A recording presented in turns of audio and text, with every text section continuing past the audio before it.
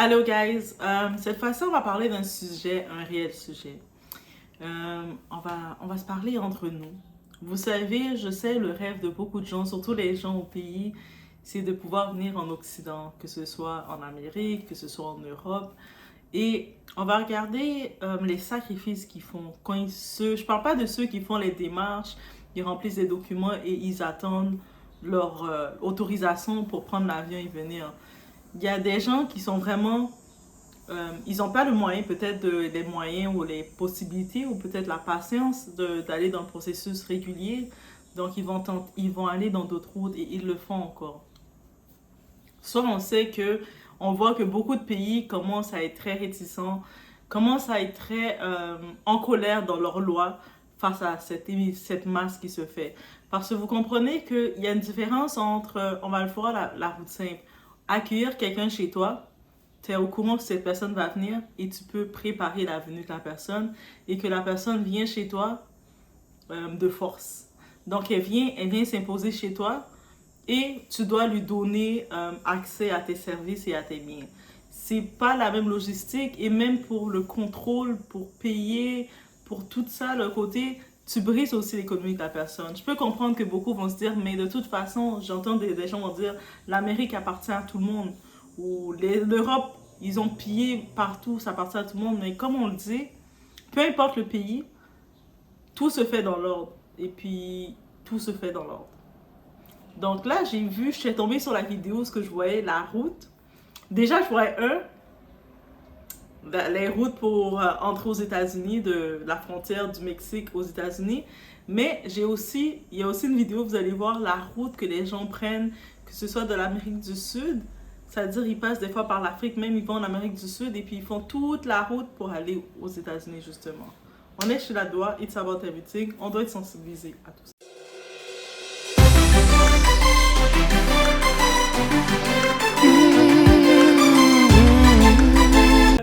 Quand je regarde cette route-là, non, déjà quand j'ai vu la route de, je sais pas si maintenant les frontières américaines, elle est plus sécurisée, ils ont mis de quoi, mais actuellement quand je regardais comment les frontières du Mexique et tout étaient faites, je pense qu'ils ont essayé de mettre un mur et je comprends un peu l'image quand on disait que, je voyais Trump disait, il faut mettre un mur pour bloquer le tout et je sais que actuellement il y a la République dominicaine qui met justement un mur avec Haïti pour protéger son pays. Et puis, c'est sûr que quand on entend cette option-là, qu'ils parlent de construire un mur, on se dit, ils sont tombés égoïstes. Pourquoi ils veulent bloquer les gens d'entrer chez eux? Ils voient qu'on a des difficultés chez nous. Mais maintenant, il faut le mettre en compte que, par exemple, je regarde la situation de Haïti, République dominicaine de ce jour maintenant. Je ne parle pas de celle du passé, de maintenant, de 2024. Nous, comme touristes, on ne peut même pas aller visiter notre pays en Haïti à cause des bandits, des gangs. Les gangs, au début, ils ont dit qu'ils sont en train de se mobiliser parce qu'ils ne veulent pas telle personne au pouvoir. En tant que tel, c'est ça qu'ils disaient. On ne veut plus telle personne, ils mobilisent. Donc, eux autres, ils ne croient pas réellement au vote ou quoi que ce soit. Ils sont un peu les marginales de toute façon de la société, très armés et tout, parce qu'ils sont armés. Donc là, la personne au pouvoir, elle s'est retirée. À ce moment, je pense que c'était un Ariel Henry, il s'était retiré. Mais il continue de bloquer les routes, il bloque les routes d'aéroport, il bloque la capitale, il bloque les routes pour que les gens qui se déplacent pour changer de département, donc ils viennent bloquer les routes. C'est quoi leur intérêt quand ils font ça pour bloquer la population autre que de les déranger, de les faire du mal? Dites-moi-le, il n'y en a pas. Quand tu bloques l'économie de quelqu'un, c'est-à-dire les gens, par exemple, qui devaient aller peut-être faire des traversées d'aller en région pour d'aller dans d'autres départements pour aller chercher des produits et venir l'amener pour vendre en ville. Si leurs routes sont bloquées, parce que si quand ils sont en trajet, il y a des bandits qui les arrêtent, qui les pillent, qui les battent, qui les font du mal, mais qu'est-ce qui arrive? Il n'y a plus de marchandises. Donc, ceux qui restent avec leurs marchandises sur place, ils n'ont pas le choix de mettre les prix très chers parce qu'il n'y en a plus. Donc, eux autres, il n'y a aucun intérêt positif qu'ils ont. Et puis, c'est sûr que quand maintenant on regarde dans ce cas-là, ok? Là maintenant, quand on regarde dans ce cas-là, on voit une chose importante. On constate aussi que les personnes, il y a différents types de personnes au pays. Il y a des personnes qui sont les étudiants qui sont bloqués, qui ne peuvent pas étudier, les écoles bloquées, toutes les routes bloquées. Il y a les gens qui ont des diplômes dans leurs mains, mais ils ne peuvent pas travailler parce qu'il n'y a pas d'emploi.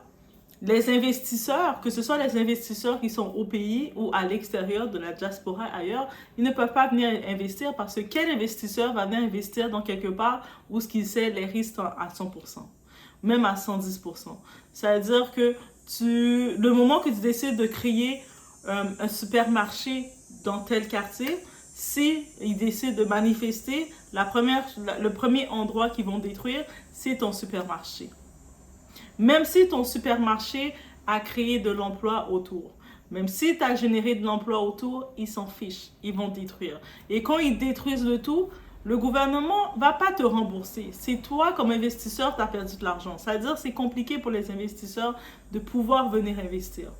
Il y aurait eu de la main-d'œuvre en Haïti pour pouvoir créer, par exemple, des centres d'appel. Quand je vous dis créer des centres d'appel, je sais qu'on va dire, ah, mais ils ne vont pas mieux être payés. Mais c'est déjà créer quelque chose, des main-d'œuvre. Parce qu'il y a beaucoup de services à la clientèle dans les grosses compagnies et avec les heures. Et on sait qu'il y a quand même beaucoup de monde qui ont des diplômes. Donc, c'est déjà un démarrage. Créer un centre d'appel et pour comme ça, ainsi, aller chercher des contrats, des contrats à l'international, peut-être des contrats avec, ils sont près des États-Unis, des contrats, ils sont près du Canada, même des fois de l'Europe, ils ont quand même leur force, ils parlent anglais. Il y a beaucoup de monde en Haïti qui apprennent ils parlent anglais, ils parlent français. Beaucoup de monde apprennent l'anglais plutôt. Mais français, déjà, c'est une base. Et puis l'anglais, ça peut s'apprendre. Il y a beaucoup de compagnies, justement, ils ont besoin de francophones. Il y a des longues heures et tu payes moins. C'est sûr que oui, c'est ça la mondialisation. Mais par contre, ils ne peuvent pas installer en Haïti de centre d'appel. Pourquoi? Ils ne peuvent pas faire cette structure à cause qu'ils vont le détruire, à cause de la sécurité. Tu ne peux pas rien installer, rien investir dans un lieu qui n'a pas de sécurité. C'est-à-dire que les gens se plaignent qu'ils n'ont pas d'emploi, le gouvernement ne donne pas d'emploi, mais ils ne regardent pas qu'à cause des faits de sécurité. Et là, maintenant, on regarde le côté des frontières. Le premier aspect de dire, OK, mais comme ça ne marche pas dans mon pays, je n'ai pas le choix d'aller ailleurs chercher de quoi. Okay? Comme j'ai détruit chez moi, mais je vais aller voir ailleurs. Je vois qu'ailleurs, ils se débrouillent, ils sont capables de gérer chez eux. Je vais aller en profiter. Là, maintenant, il y a deux façons d'y aller. Soit tu fais la demande de visa, tu attends l'autorisation qui te dit, il te donne le go, oui, on a ton nom, on a tes informations, tu es invité.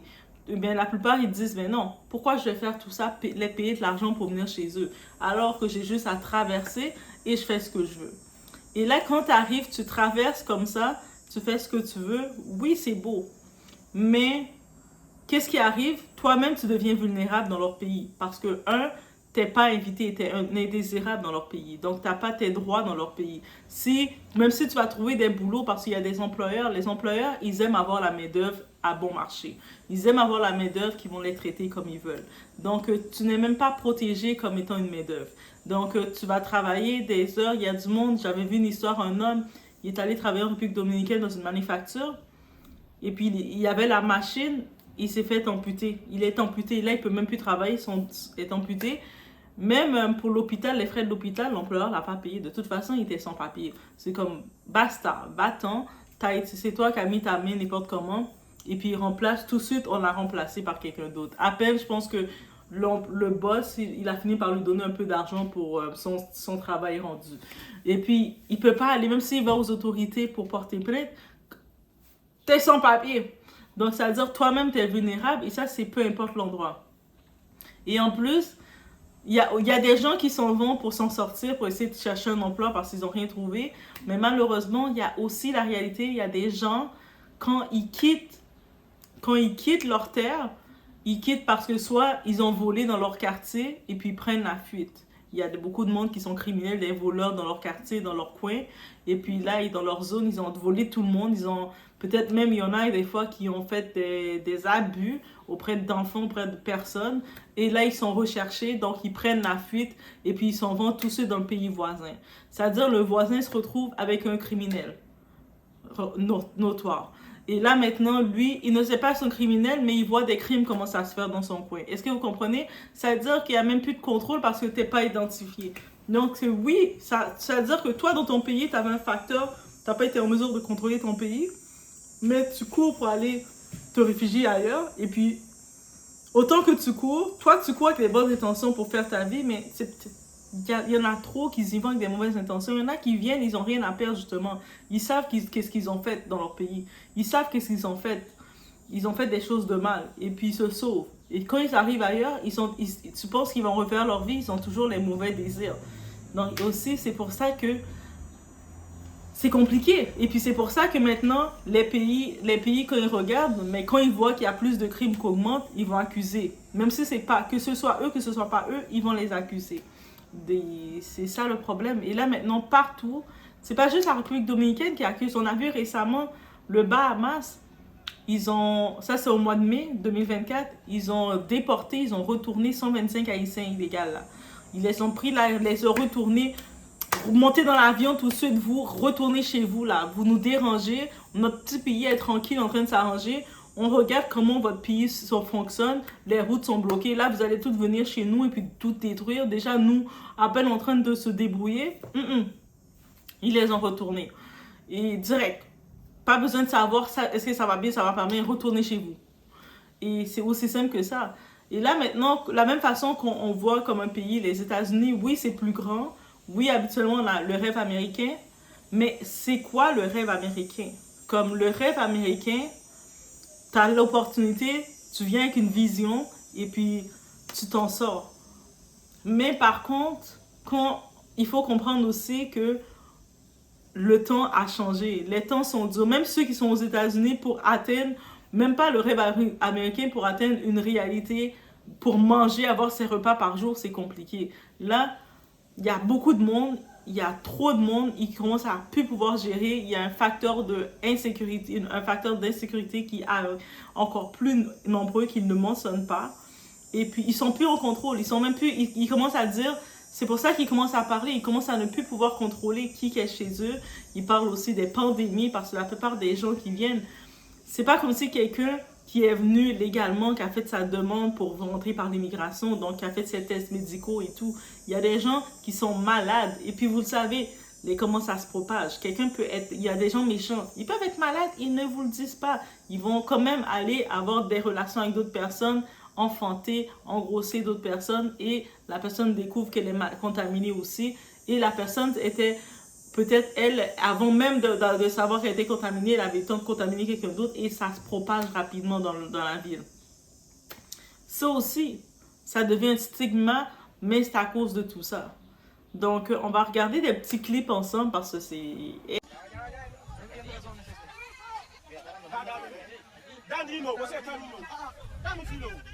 Pasa agua para no aquí. Pues agárralo. Agárralo, ¿no es tu hijo? ¿No es tu hijo? Seguramente. Aquí piensa en tu niño.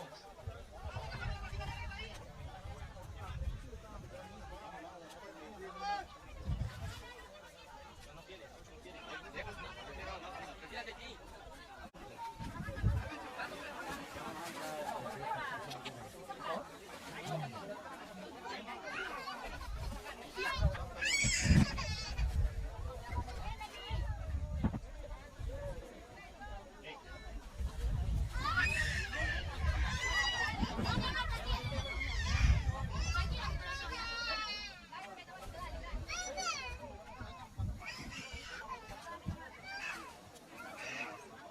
Ici, ça c'est l'image que j'ai tellement été...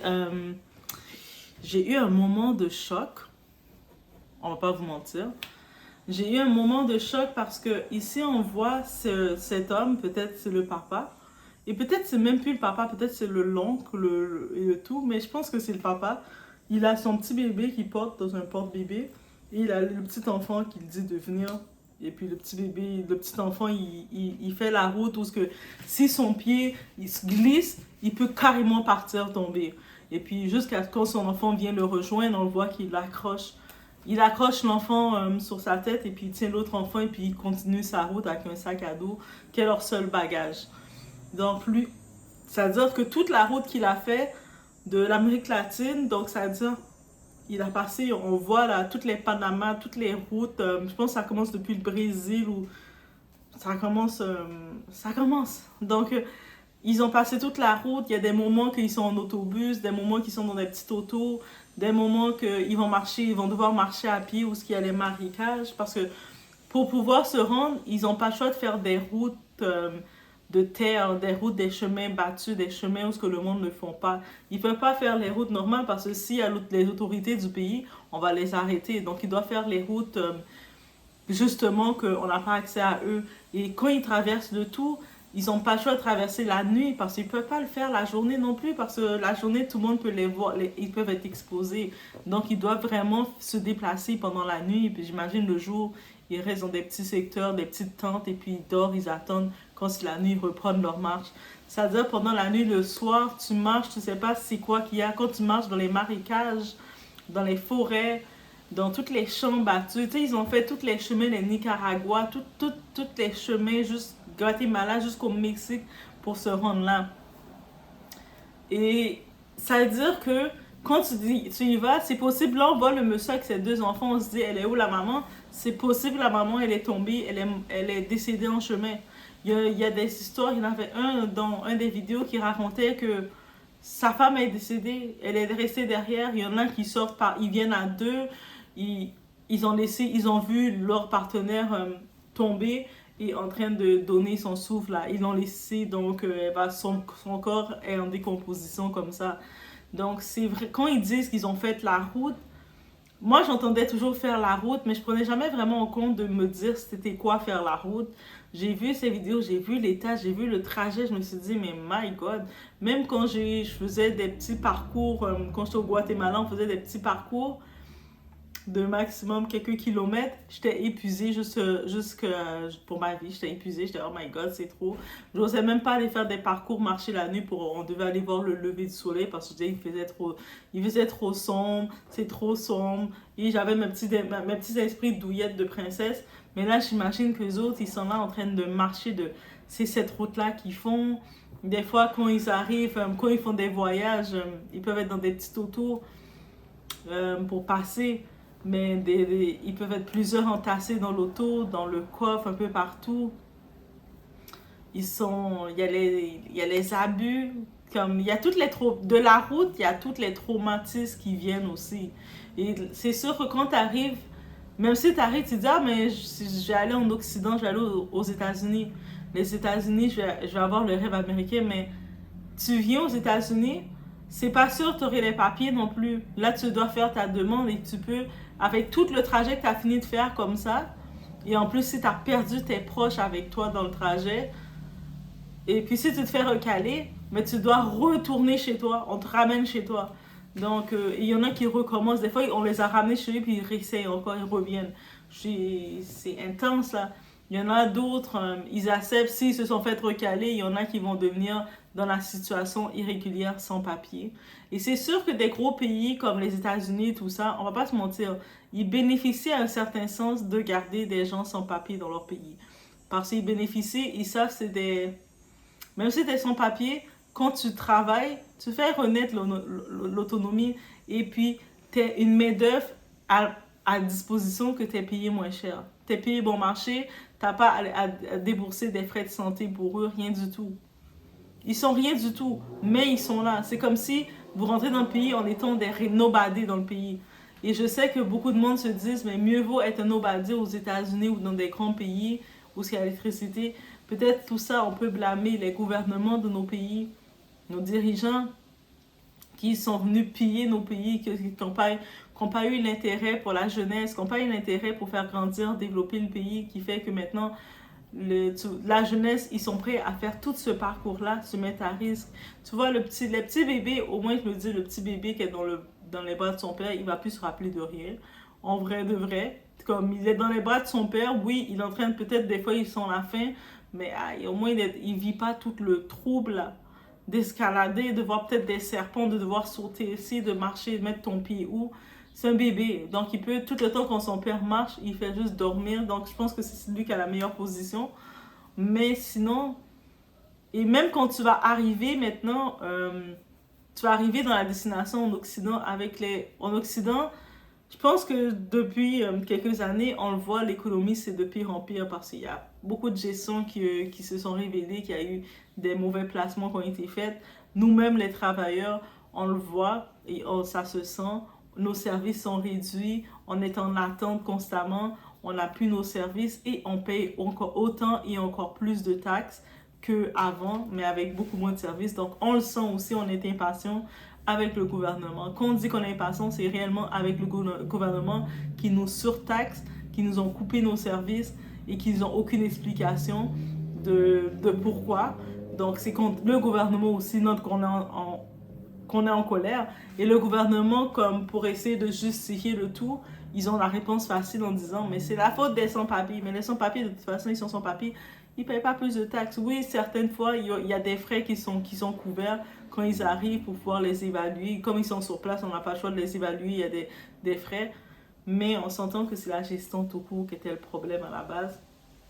Et ça, c'est une réalité qui arrive sur place. Combien de gens qui vont faire des années, des 20 ans, des 15 ans sans papier? Et puis ils vont travailler. Et quand ils font ce temps-là, vous pensez qu'ils ne travaillent pas? Ils travaillent là. En plus, des fois, ils vont faire 3-4 boulots. Il y avait une histoire, une dame qui dormait presque dans un garage avec ses 4 enfants, dans un sous-sol d'un garage, dans une pièce. Les pièces, vous savez, des hangars, des garages que le monde ne vend pas. C'est là qu'elle s'était trouvée, elle avait trouvé comme refuge pour dormir avec 4 enfants. Juste d'imaginer. Donc, il y en a qui se regroupent sur les ponts, mais quand on est dans des pays dans le nord, c'est compliqué de juste dormir sur le pont. Vous comprenez, dans le nord, comment c'est? Donc, le monde essaie de chercher des refuges, essaie de chercher leur pouvoir, leur solution, mais c'est pas tous qui vont avoir les papiers, la réalité. Il y en a plein qui vont se retrouver à errer, en espérant peut-être avoir la bienveillance de quelqu'un, chercher quelqu'un de leur communauté. Mais vous savez, 2024, c'est pas peut-être dans l'époque d'avant, où c'était plus facile d'avoir la bienveillance de la communauté parce que il y a tellement de monde qui ont abusé de la bienveillance et de la gentillesse des gens. Il y a tellement de gens qui ont profité de la gentillesse des gens. Tu sais, combien de fois je pourrais faire une vidéo complète de raconter toutes les personnes que j'ai voulu aider, toutes les personnes que je me suis donné à ces personnes-là. Et aujourd'hui, à l'heure d'aujourd'hui, on peut pas regretter un bien, mais je m'en veux, moi. Je regrette pas le bien, mais je m'en veux, moi. Je me dis, ma gentillesse était mon poison dans ma vie. Donc, je me dis, des fois, cette gentillesse t'isole complètement des gens à cause de ça, mais ça peut être un autre sujet. Mais à cause de ça, dites-vous, il y a même des gens, même si tu vois quelqu'un de ta communauté qui est à la rue, tu peux pas le mettre dans ta maison parce que ça va devenir une plaie, ça peut devenir un squatter, que si tu le mets pour quelques jours chez toi, la personne va plus vouloir partir et puis il va s'approprier ta maison, il va salir ta maison. Tu sais pas tout ce qui peut arriver. Donc, tout le monde a peur de tout le monde, de mettre les gens chez soi à cause de tout ce qu'ils ont pu vivre, ou ils ont pu voir des gens autour d'eux vivre. Donc, on fait attention, donc on est avisé. Quand tu es avisé de quelque chose, tu fais attention. Et puis, la réalité, c'est dur. Et puis, il y a des gens, quand ils se retrouvent au point que, il y avait une dame, je pense que c'est une dame de Londres, elle se retrouvait, je pense que la maladie l'avait pris comme, je ne sais pas si c'était un diabète non guéri, on avait dû l'amputer comme quand tu vas voir dans la santé, quand on est en état de dépérissement, même si elle avait été sans papier, sans rien, mais comme humain, tu n'as pas le choix de l'amener à l'hôpital pour la soigner, puis à l'hôpital, ils l'ont amputé parce que son pied était pourri, vermissure complètement, vermissure, même, je ne sais même plus si on dit vermissure, mais ils l'ont coupé le pied, là, il se retrouve avec un seul pied dans le truc, elle peut déjà... quand elle avait ses 2 pieds, même si elle avait la faiblesse, mais elle essayait de galérer pour travailler, pour s'en sortir. Mais là, elle se retrouve qu'elle ne peut plus travailler. Elle ne peut plus réellement travailler. Elle a juste un pied. Et puis, elle avait même plus accès pour retourner dans son pays initial. Parce que quand elle a quitté, elle n'avait plus le contact avec son pays, avec plus personne. Et c'était comme... juste rester au dépourvu, coincé là. Il y a beaucoup de monde, ils sont venus, après plusieurs années, dans 10-20 ans, ils se rendent compte que de la réalité, ils sont dans le néant. Il n'y a pas d'assurance. C'est comme quand t'es, ok, si t'arrives, à un certain moment, t'avais ta force, ton énergie, t'as travaillé, t'as galéré, c'est une chose. Mais quand tu arrives à un certain temps, c'est le moment techniquement de ta retraite, mais toi, tu n'as pas de retraite, tu n'as pas de sécurité sociale, tu n'as rien du tout. Le gouvernement ne te reconnaît pas, même si tu as travaillé pendant tout le temps que tu étais là. C'est triste. Et puis, tu décèdes comme un anonyme, comme beaucoup d'anonymes. Donc, il y a ça aussi, cette réalité que beaucoup ne voient pas. Et puis, c'est le rêve. Je comprends que encore une fois, au pays, il y a comme cette conception de ce rêve-là, de ce désir d'arriver. Comme pour réussir sa vie, tu dois être en Occident. Tu sais, il y a des gens, je comprends, qui sont au pays, ils ont rien du tout. Ils ont rien. Donc, eux autres se disent, j'ai rien à perdre. De toute façon, j'ai rien. Même si je dors dehors à New York, que je dors dehors au pays, les deux côtés, j'ai rien à perdre. Donc, je vais au moins essayer d'aller où ce que je peux au moins trouver 2-3 $ américains. Ils vont se dire ça comme ça. Mais il y a des gens qui avaient des possibilités au pays, mais ils ont comme l'orgueil de se dire que tu es pas quelqu'un tant que tu n'es pas en Occident. Et puis il y a des gens qui ont vendu leur terre de leur famille, qui ont volé leur famille. Ah, ça c'est la tristesse de voler ta famille. T'arrives, tu voles ta famille pour pouvoir arriver, puis toute ta vie que tu restes en Occident, tu fais rien du tout. Et même tu es rendu à un moment que tu as envie de demander à ta famille de l'aide, mais tu te rappelles que tu as vendu les terres de ta famille. Ta famille sont fâchés. C'est comme, ils peuvent avoir la rancune contre toi, là. Tu as vendu leurs terres, tu les as mis dans les problèmes, tu les as endettés, tu as emprunté, tu dois de l'argent à tout le monde. Mais tu sais que tu pourrais même pas retourner au pays pour les rembourser. C'est pas vrai que c'est tout le monde. Tu sais, des fois, on a l'idée que dès que tu es à l'extérieur du pays, tu t'en sors, que tout est beau. Mais c'est pas vrai que tout le monde qui est à l'extérieur a la possibilité de s'en sortir. C'est difficile. Donc, soyez prêts, soyez conscients que quand vous allez quelque part, il faut se préparer. Même moi qui dis, je suis au Canada, je voudrais aller vivre au Guatemala. Mais j'ai pas le choix de me préparer. Je peux pas juste arriver au Guatemala et puis dire, je suis un oiseau. Et puis, je vais pouvoir voler là. Ils vont pas me laisser voler comme ça, je suis pas un oiseau. Donc, je vais devoir avoir un endroit où rester, un hébergement, avoir une activité, avoir des sources. Et même à ça, c'est... Tu sais, je pourrais pas juste apparaître au Guatemala, je dois aussi m'assurer que si je décide de complètement faire le saut d'apparaître là, mais comment je prévois mes choses, mes meubles, est-ce que je vais les faire envoyer? Est-ce que je vais décider de complètement rester permanente? Si je reste permanente, je dois quand même m'enregistrer auprès du gouvernement pour qu'ils sachent que je suis là, parce que même quand j'y vais en longue période, ils savent que je suis là, parce que dans mon passeport, c'est enregistré que je suis là, et puis quand je quitte, de la même façon. Donc, il faut regarder le tout. Oui, pourquoi je pense à Guatemala, mais à date, c'est mon pays coup de cœur, guys. J'ai pas encore trouvé de pays qui me donne la sensation peut-être que le Guatemala m'a donné. C'est la sensation de liberté que le Guatemala m'a donné. Même mon pays d'origine, Haïti, avec tout ce qu'il y a à Haïti, mais j'ai pas senti ça. Parce que surtout quand je suis en Haïti, je suis plus dans le côté de la peur, parce que ma mère c'est une mère poule, donc elle amène beaucoup de peur chez moi. Donc même s'il y a la famille, elle vit beaucoup avec la famille, mais c'est comme si elle m'amène de ne pas faire confiance à la famille. Donc je suis renfermée, on peut pas trop sortir, le monde te veut du mal parce que tu vis du Canada, donc tu vis avec une idée que tu as peur de tout le monde et tu regardes tout le monde du coin de l'œil. Alors que quand j'étais au Guatemala, je pense, j'étais aussi au Mexique, j'aimais beaucoup. Dans d'autres destinations aussi que j'étais. Mais je pense que quand j'étais au Guatemala, j'aimais cette liberté que tu peux prendre ton petit sac et aller là, tu fais tes trucs. C'est juste que, oui, il faudrait un mode de vie, un moyen de money pour générer ton argent. Mais tu peux vivre, pas dire vivre pour être dans ta villa et vivre pour être millionnaire et tout, mais juste vivre pour être bien. Et je pense que c'est ça. Je suis appelée à trouver un endroit pour avoir la paix, être bien, comme... Je ressentais ça au Guatemala. J'aimerais ressentir ça dans d'autres pays. Donc, sinon, si je regardais dans un autre pays que j'ai ressenti ça, ça serait au Portugal. Pour je ne sais pas trop quelle raison, le Portugal m'a donné un sentiment de paix. Il y a une force au Portugal, ça m'a donné un sentiment de paix. Quand j'étais un petit peu à Barcelone, c'est plus un sentiment de party. C'est une autre chose, là. Mais au Portugal, ça m'avait réellement donné un sentiment de paix aussi que j'avais aimé. Et la nourriture.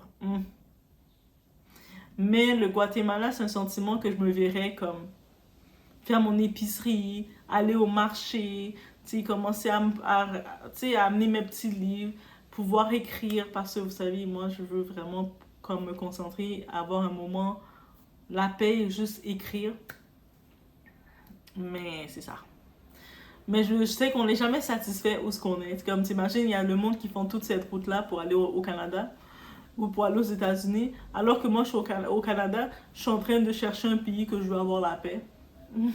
Moi, je suis en train de regarder Guatemala. Quand je les vois faire la route, ils passent à côté de Guatemala. Je dis, mais pourquoi vous n'êtes pas resté au Guatemala? C'est tellement bien. Les autres sont comme, non, non, c'est États-Unis. Moi, je suis comme, hein? On a chacun fait où ce qu'on est, on regarde toujours ailleurs. Je pense que ça serait ça que je peux dire.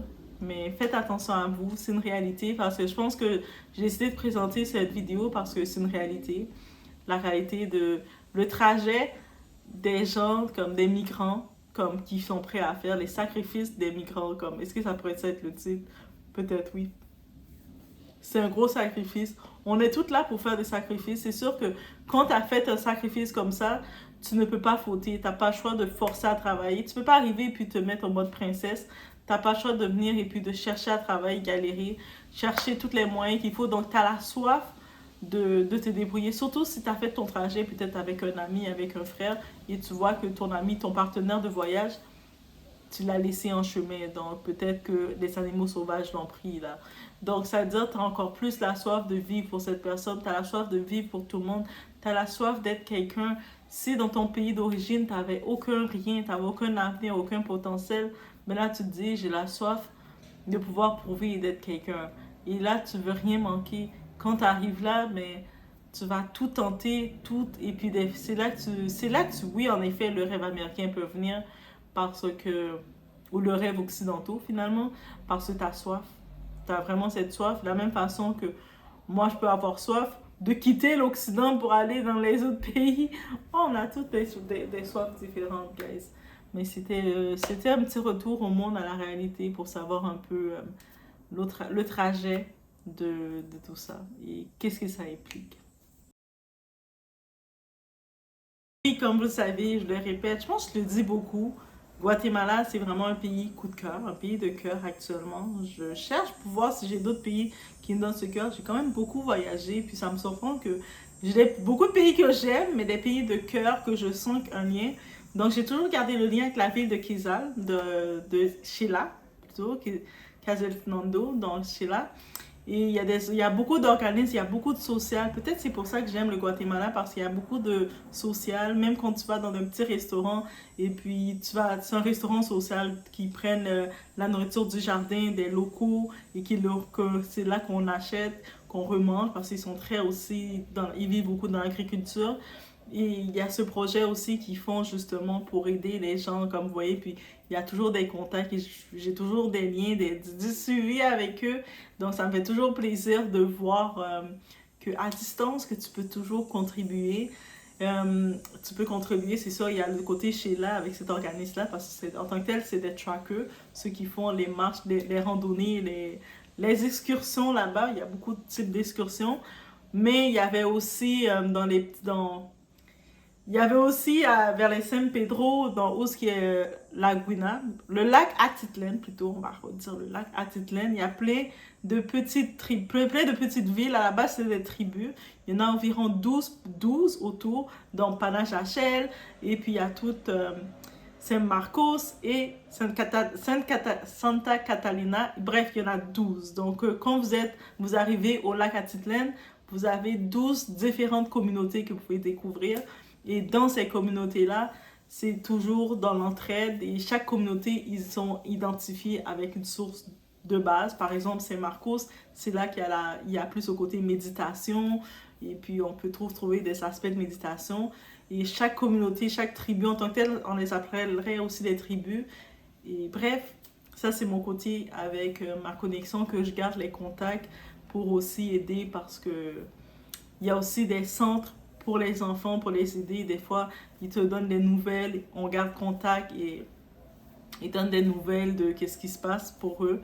Et ça fait du bien, puis ça fait du bien. C'est juste, ils donnent des nouvelles que, pas seulement pour que tu les donnes, mais juste pour te donner les updates pour ce que des fois, la contribution que tu avais apportée quand tu étais sur place. Et puis ils continuent de te update et on t'attend. Un tel a grandi ou un tel elle vient d'accoucher de son troisième enfant. T'es, oh, félicitations!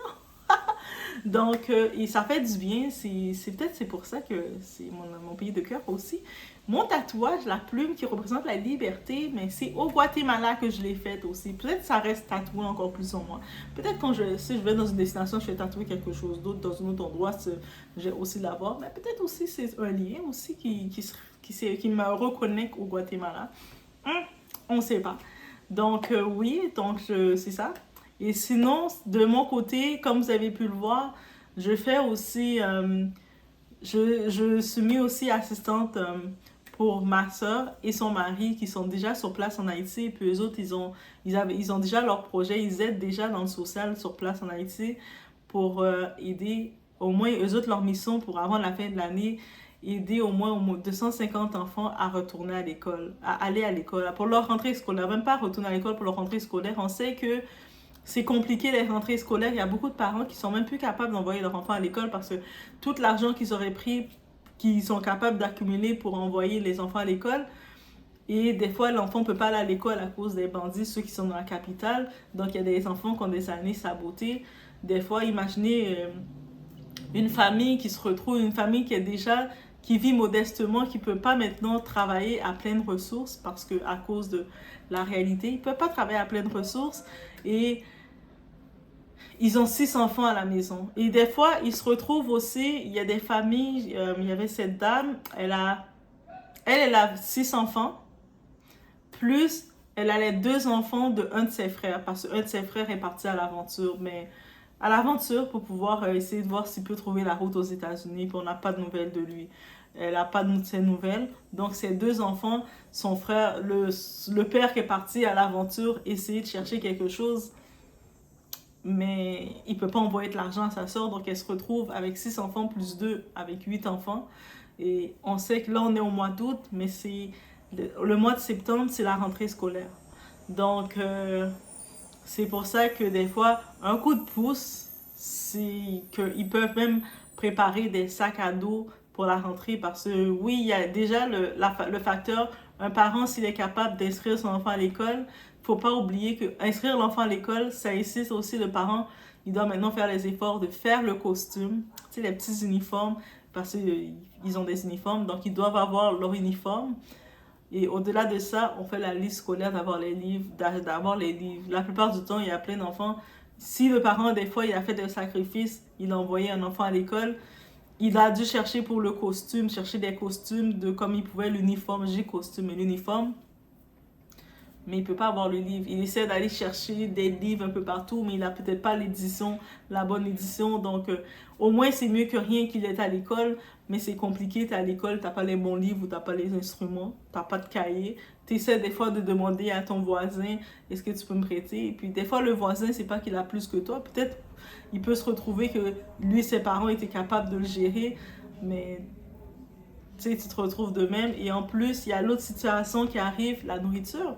Quand les enfants, vous imaginez, on l'a dit, même quand on était à l'école, vous vous rappelez à l'école primaire, au Québec, ils faisaient le programme Les Petits Déjeuners, parce qu'ils sait qu'il y a beaucoup, même au Québec, il y a ce cas-là. Et puis des fois, moi, j'avais fait un bénévolat pour ça, pour ramasser des sous pour les petits déjeuners, parce que la pire chose pour un enfant, t'arrives le ventre vide à l'école. Comment tu peux te concentrer? Quand t'as faim, même si le professeur parle, toi, t'es comme ça.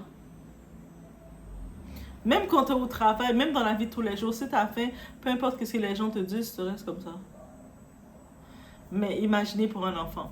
Donc, ça veut dire que souvent, ces enfants-là, ils doivent faire des trajets parce que le parent a été à peine capable de serrer le tout pour envoyer son enfant à l'école. Il n'a pas l'argent maintenant pour des trajets, pour pouvoir prendre l'autobus à chaque jour, aller. Donc, souvent, l'enfant se retrouve à marcher des longs moments pour aller. Et quand il rentre à la maison, si le parent était capable au moins de préparer du riz pour la journée, mais c'est le repas pour la journée. Donc, pour sa journée, c'est son repas.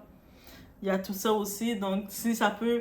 C'est sûr que si chaque personne se met ensemble pour essayer de dire, on fait un petit boost pour aider ceux qui sont sur place. Parce que regardez la route que tout le monde doit faire.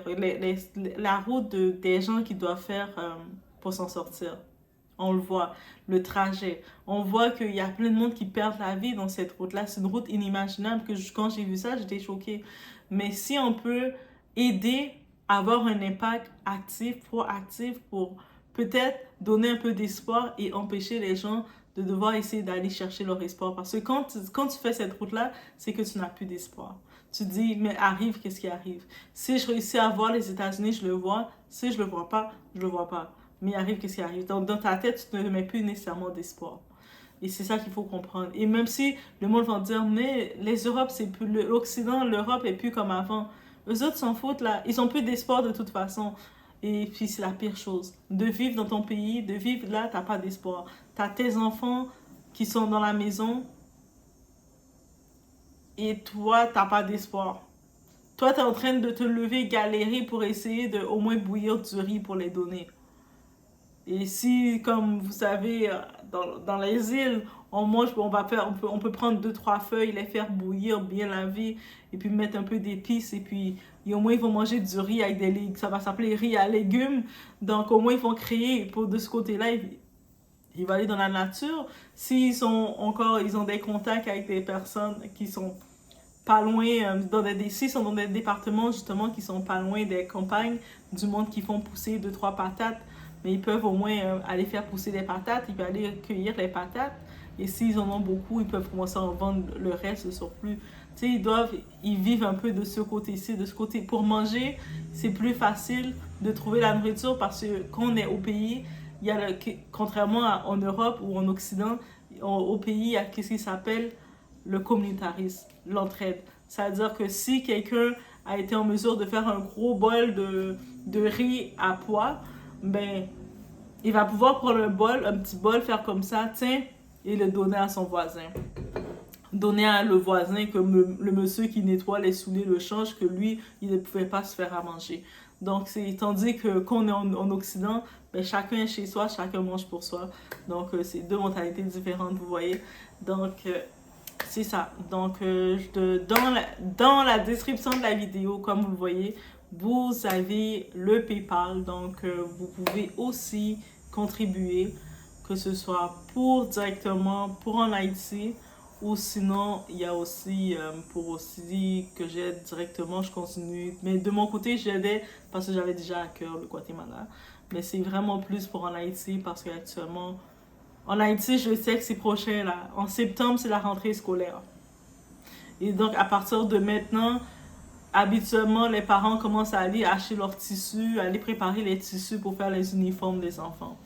En plus que ce soit, ils doivent avoir les souliers, mettre des souliers dans leur pied pour aller de même. Les livres, les cahiers, même si c'est pas, ça peut être une mini base, mais des fois ça fait un soulagement. C'est même pas, ça fait un soulagement. Même une base que tu peux offrir à un parent, tu dis, regarde, voici le matériel de ton enfant, qu'on a pu avoir un sac à dos avec son matériel, qu'il y a ses cahiers, il y a le tout. Ça fait déjà une base que le parent, ça le fait un soulagement qui peut maintenant dire, ok, peut-être que je vais pouvoir m'occuper de l'autre enfant. Vous comprenez? Donc, il faut regarder comme ça. Et puis, dites-vous aussi, les livres sont jamais perdus. Comme l'enfant est en 6e année, il va aller en 7e année, mais les livres de 6e année, il va le donner au petit ou il va le donner à son petit cousin. Donc, les livres ne sont jamais perdus quand ils les ont. Donc, je vous laisse sur ce et on se voit au prochain. Hello guys, j'espère que vous allez bien. Je prends un instant pour vous dire, il y a le lien du GoFundMe pour aider les enfants en Haïti. On sait que dans la capitale, qu'est-ce qui arrive dans la capitale de Port-au-Prince, avec la relocalisation, toutes les histoires qu'il y a qui arrivent. Et actuellement, qui est privé, ce sont les enfants. Et on dit que l'éducation, l'école, c'est la chance, c'est l'avenir. Les enfants, c'est l'avenir. Et donc, cette association, c'est un appel ouvert. Donc, il y a le lien du GoFundMe, si vous voulez contribuer justement à ceci. en participant, donner un don volontaire. C'est géré par ma sœur Sandra, qui est sur place, qui est en Haïti avec son mari, qui est aussi docteur. C'est des personnes très activistes. Et justement, ils font déjà plusieurs actions. Donc, c'est pas leurs premières actions. Eux autres, au-delà de réussir, on dit toujours qu'il faut donner au suivant. Quand on est béni, on doit donner, faire des actions pour bénir d'autres. Ils font déjà des actions aussi. Il y a quelques photos, vous allez voir apparaître. Donc, ils font des actions pour aider les autres. Et donc, c'est pour ça que je tenais à en profiter, à l'ajouter aussi dans ma vidéo ici. Donc, que je supporte la cause. Je supporte complètement cette cause parce que je crois à l'action. Je crois que si on veut du changement, on doit agir. Et pour agir, on peut agir à notre distance, à notre capacité. Donc, je vous laisse sur ce. Et laissez-vous aller par votre cœur, par le cœur de vos actions, de qu'est-ce que vous voulez faire. En moyenne, le but, ça serait au moins de pouvoir permettre à 200 enfants en Haïti de pouvoir être res'inscrire, avoir les matériaux scolaires et tout, uniformes, pour qu'ils puissent reprendre leur année scolaire, il y en a maintenant s'il manquait, et avec tous les bouleversements qu'ils ont, qu'ils ne soient pas pénalisés par l'éducation, parce qu'on dit que l'éducation, c'est la clé de tout. On veut sauver cet avenir, cette génération. Donc, je vous laisse sur ce. C'était mon petit message d'action.